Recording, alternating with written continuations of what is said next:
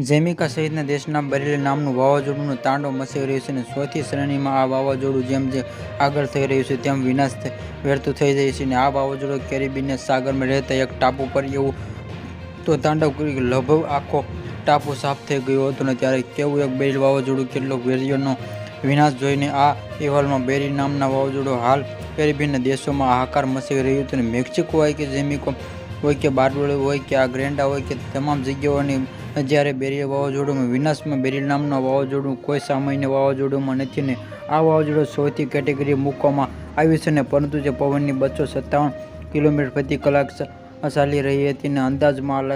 લાગી શકાય કે વાવાઝોડું હજુ વધુ વિનાશક વેરી અને ઝંપેલ વાવાઝોડું સમય હવાનું એટલી કે ઝડપી ચાલી રહી હતી કે જે આ અસ્તમાં સૂક્યો વીજળીને પાણીની ટંપ થઈ ગઈ હતી અને સાપરામાં ઉડી ગયા હતા પણ એ જગ્યાઓમાં પાણી ફરી પડ્યા હતા અને આ દ્રશ્યોમાં જોયા હતા કે આ વાવાઝોડું મેક્સિકોમાં અને પહોંચ્યું પણ ન હતું ને પહેલાં તે પાણીના મોજાને એવા ઉછળી રહ્યા કે પાણીમાં રહેલી બોટ કાગળની બહાર બોટલી જેમાં ઉછળી રહી હતી ને બરેલી વાવાઝોડું ગતિ અંદાજે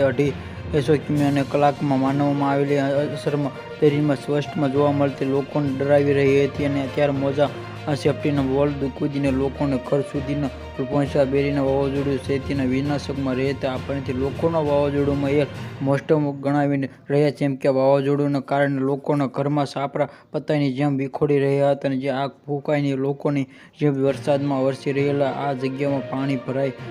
ગયા છે. Subscribe my channel.